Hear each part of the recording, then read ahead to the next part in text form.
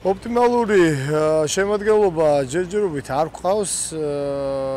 გამომდინარე იქიდან ორი მოთამაშე 7 კაცაზე გავუშვით მანჩესტერის ტურნირზე.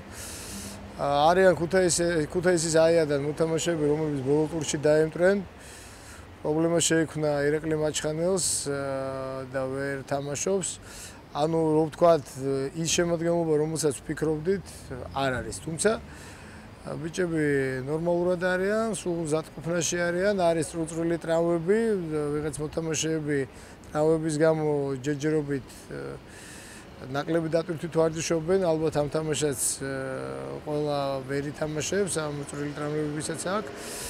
ლოკომოტივთან თამაშის შემდეგ შაბათს უკვე 26 კაცს დავაკომპლექტებთ და უკვე კვირას გვეცოდინება, რომელი 26 კაცი გაემგზავრება როიგოში პირველი თამაშის ჩასატარებლად. რაღაც წარმოდგენა გვაქვს მეტნაკლებად, არ მგონია დიდად შეცვლილი იყოს ის გუნდი ბოლო ფინალის შემდეგ. აი შეიძლება რაც დაუპირისპირებთ ყველაფერს, რაც კი ჩვენ ხელთ იქნება, ყველაფერს რაც კი რისი გაკეთებაც კი შეგვიძლია შეტევაში და დაცვაში. არ შეიძლება ნიუანსებს ჩვენთვის დავიტოვოთ.